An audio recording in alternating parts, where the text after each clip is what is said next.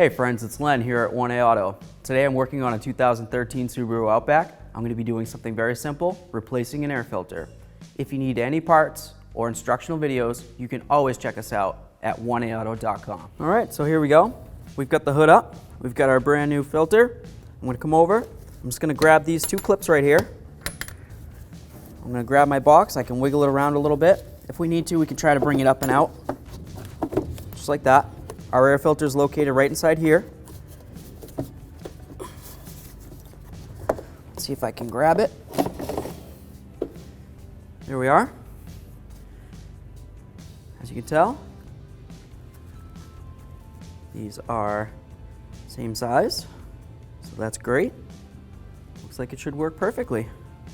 We can go ahead and install this one. As you can tell, there's also a lot of debris inside here, so it might be a good idea to look inside your air filter box. If there's a whole bunch of crud in there, you could try to clean that out. It's probably a good idea. So I'm going to take the air filter.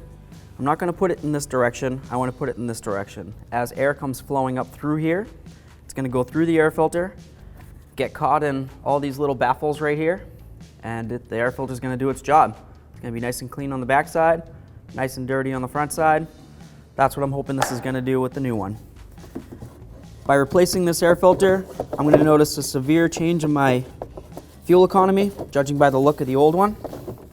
So that's always going to be nice, right? On the bottom of the air filter housing, there's a couple little like slots. And the bottom of this, there's two prongs. Those two prongs need to go into the two slots that are inside this. And then you just kind of give it a little squeeze. Pull your clips in. There we are. Every time you put it together, you always want to give it a tug. See if you can separate that bottom.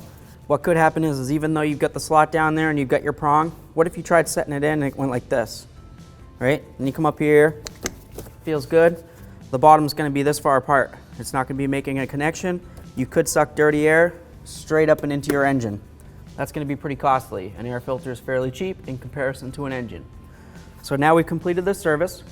If you need any other parts or any instructional videos, you can always check us out at 1aauto.com. Thanks for watching. Visit 1aauto.com for quality auto parts shipped to your door, the place for DIY auto repair. And if you enjoyed this video, please click the subscribe button.